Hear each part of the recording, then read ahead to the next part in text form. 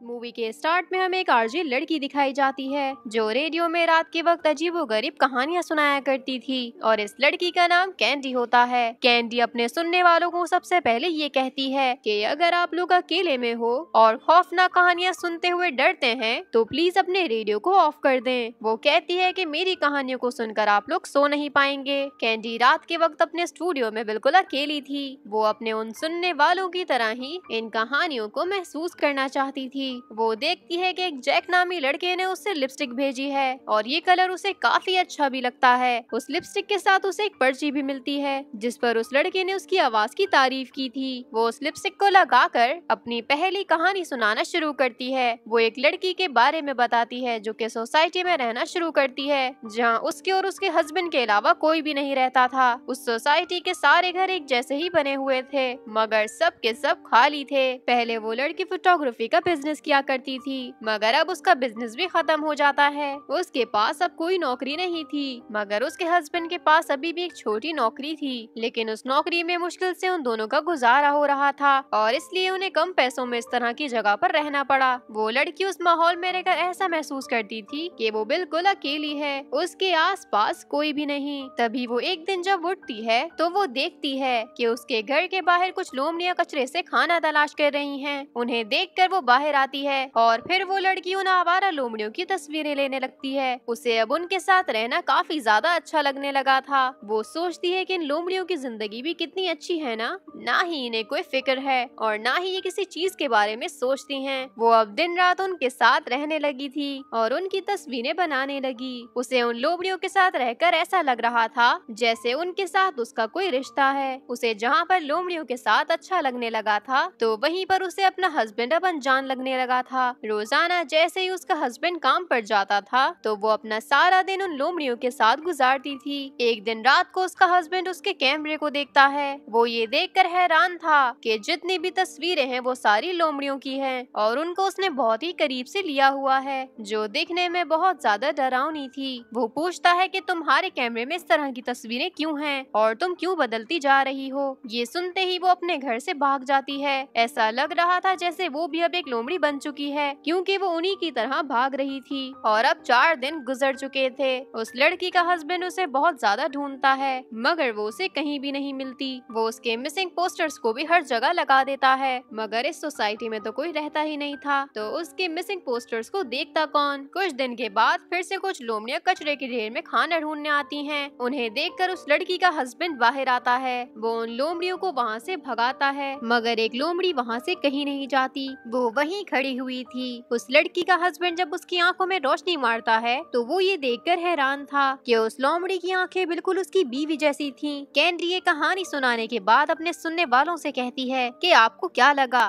क्या वो वाकई ही एक फॉक्स बन गई थी या फिर ये सिर्फ उसके हस्बैंड का ख्याल था। ये कहानी सुनाने के बाद कैंडी एक ब्रेक लेती है। ब्रेक के दौरान कैंडी के पास एक कॉल आई थी। वो आदमी कहता है कि मैं तुम्हें देख सकता हूँ जब तुमने मेरी भेजी हुई लिपस्टिक लगाई, मेरा नाम जैक है। कैंडी पहले तो ये सुनकर घबरा जाती है। उसे लगने लगा था कि जैसे कोई उसका पीछा कर रहा है मगर बाद में वो ये खुद सोचने लगती है कि शायद कोई कॉलर उसके साथ मजाक कर रहा है और फिर वो जैक की कॉल को कट कर देती है और फिर कैंडी अपनी दूसरी कहानी शुरू करती है जो कि एक लड़के के बारे में थी। कैंडी कहती है कि उसका मानना था कि वो दूसरी दुनिया में फंस गया है। वो एक दिन जब अपने घर में बैठा टीवी देख रहा था तो अचानक उसे उसकी स्क्रीन पर एक मास्क पहना हुआ आदमी दिखता है जो कि एक लड़की को मार रहा था। मगर हैरानी वाली बात ये थी कि जो जगह उसे स्क्रीन में नजर आ रही थी वो उसी का घर था। टीवी पर ये सब देखकर वो अपने घर को चेक करने लगता है मगर उस जगह पर जाकर उसे कोई भी नजर नहीं आता और अचानक से वही लड़की उसके सामने आ जाती है और एक मास्क पहना हुआ आदमी भी जिसने उस लड़की पर हमला कर दिया था। वो देखता है कि जिसको पहले वो मास्क वाला आदमी मार रहा था अब वो लड़की वहाँ से भाग जाती है और फिर वो मास्क वाला आदमी उस लड़के पर हमला कर देता है मगर वो भी उससे बचकर कमरे में आ जाता है। वो फौरन से पुलिस को फोन करने लगा था। कुछ देर के बाद वो अपनी स्क्रीन पर बार फिर से देखता है कि उस मास्क वाले आदमी ने उसी के वर्जन यानी उस जैसे दिखने वाले लड़के को मार दिया है। वो ये देखकर हैरान होता है कि मैं तो यहाँ पर हूँ, तो भला मुझे कोई कैसे मार सकता है? क्या वो कुछ देर के लिए दूसरी दुनिया में चला गया है? उसे कुछ भी समझ नहीं आता। अब उसे ये पहेली सारी जिंदगी सुलझानी थी।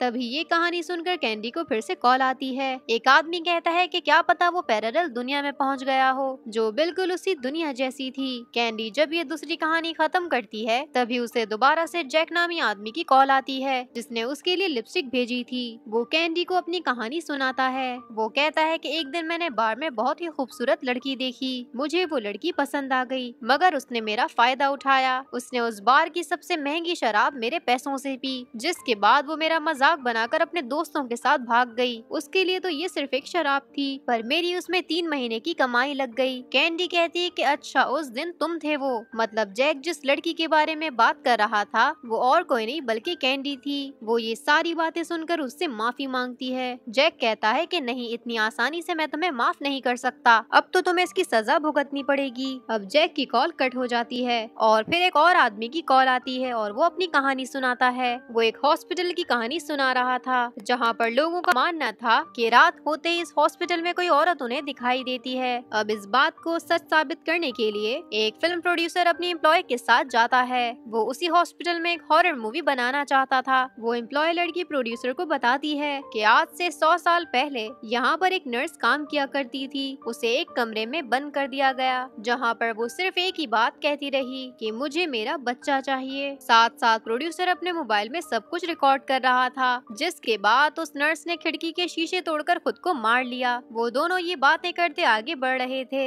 दोनों चलते चलते इस बात को नोटिस करते हैं कि जैसे कोई उनका पीछा कर रहा है, लेकिन फिर वो इस बात पर ज्यादा ध्यान नहीं देते। वो एम्प्लॉय लड़की प्रोड्यूसर को डिलीवरी रूम में लेकर जाती है, जहाँ पर वो उसे बताती है कि कहा जाता है कि नर्स के बच्चे को पैदा होते ही मार दिया गया, क्योंकि डॉक्टर्स का कहना था कि वो बच्चा कोई नॉर्मल बच्चा नहीं था, बल्कि वो शैतानी बच्चा था। तभी एम्प्लॉय लड़की को फर्श पर एक तस्वीर दिखती है जो कि उसी डॉक्टर की थी। इस तस्वीर को देखकर वो कहती है कि ये डॉक्टर तो मेरे दादाजी हैं। वो प्रोड्यूसर से कहती है कि ये कहानी सच भी हो सकती है, क्योंकि मेरे दादा ने कभी भी कोई ऐसा गलत काम नहीं किया।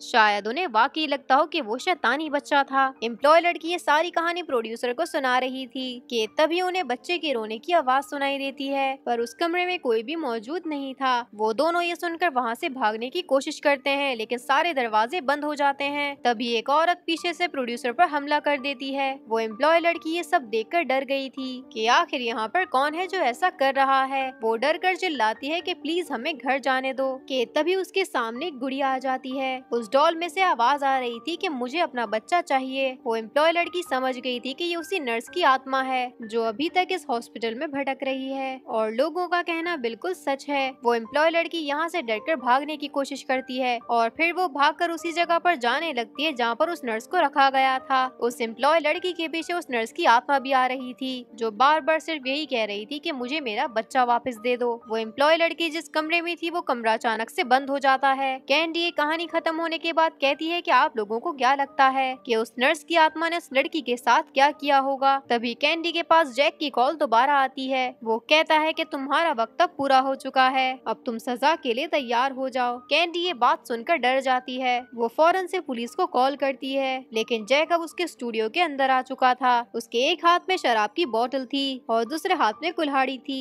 कैंडी डर कर बाथरूम में जाकर खुद को लॉक कर देती है। जैक भी उसके पीछे पीछे था। वो कहता है कि कैंडी तुम अब मुझसे नहीं बच सकती, आज तो बदले की रात है। वो वॉशरूम के बाहर खड़ा होकर ही कहता है कि तुम तो सबको कहानियां सुनाती हो, चलो आज मैं तुम्हें कहानी सुनाता हूँ। जैक कैंडी को 2 बहनों की कहानी सुनाता है। वो बताता है कि वो दोनों लड़कियां डॉक्टर्स थीं और किसी दूसरे शहर में अपनी मॉम से मिलने जा रही थीं, लेकिन रास्ते में उन्हें काफी ज्यादा रात हो जाती है, तो रास्ते में रुककर वो कुछ सामान लेने लगते हैं। मगर उन दोनों में से जब एक बहन दुकान की तरफ जाती है तो उसे पता चलता है कि दुकान तो बंद है, और फिर उसी शॉप के पास एक गाड़ी आकर रुकती है। दूसरी बहन दूर खड़ी ये देख रही थी। उस गाड़ी में से एक आदमी बाहर आता है। वो आदमी काफी ज्यादा परेशान लग रहा था। वो उसी की बहन को अपनी गाड़ी में बिठाकर कहीं ले जाने लगता है। दूसरी बहन की नजर जब गाड़ी की पिछली सीट पर जाती है, जो दूर खड़ी ये सब कुछ देख रही थी, वो देखती है कि एक औरत खून में लथपथ है और मदद के लिए पुकार रही है। ये देखकर वो बहुत ज्यादा डर जाती है और फौरन से पुलिस को कॉल कर देती है, क्योंकि उसे लग रहा था कि वो आदमी उसकी बहन को अगवा कर ले जा रहा है और जो औरत उसकी पिछली सीट पर है वो उसे मारना चाहता है।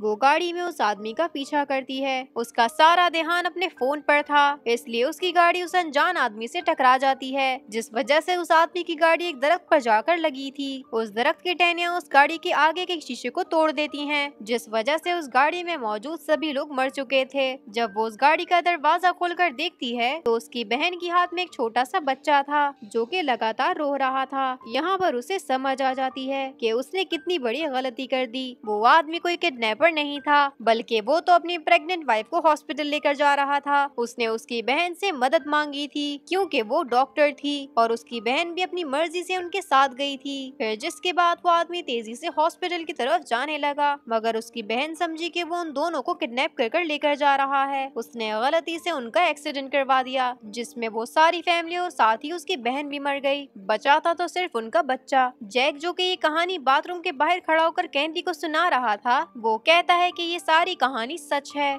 जैसे उस लड़की ने बिना कुछ सोचे समझे उस आदमी के बारे में गलत समझ लिया, इसी तरह तुमने भी मेरे साथ ऐसा किया। उस रात भी तुमने अपने दोस्तों के साथ मिलकर मेरा बहुत ज्यादा मजाक उड़ाया था। मेरी उसमें 3 महीने की कमाई लग गई और अब वो उसे बाहर आने की वार्निंग देता है। वो कहता है कि क्या तुम अब खुद ही दरवाजा खोलकर बाहर आओगी या मैं खुद अंदर आ जाऊं। वो अब कुल्हाड़ी से दरवाजे को तोड़ लगा था। कैंडी जैक की बातों से बहुत ज्यादा डर गई थी, इसलिए वो डर कर दरवाजा खोल देती है। जैक बाथरूम के अंदर चला जाता है, लेकिन कुछ ही देर बाद कैंडी बाथरूम से अकेले बाहर आती है और आकर अपने स्टूडियो में बैठ गई थी। उसका चेहरा खून से भरा हुआ था। वो ऑन एयर आकर अपने लिसनर से कहती है कि आज आपको सबसे अजीब और खतरनाक कहानी सुनाई जाएगी। हम बाथरूम में देख पाते हैं जहाँ पर जैक की लाश पड़ी हुई थी। कैंडी ने उसी की कुल्हाड़ी से उसके टुकड़े टुकड़े कर दिए थे। आखिर में कैंडी को दिखाया जाता है कि ये नाइटमेयर स्टूडियो है जहाँ पर अजीबोगरीब कहानियाँ कभी खत्म नहीं होती। और इसी के साथ हमारी ये मूवी एंड हो जाती है।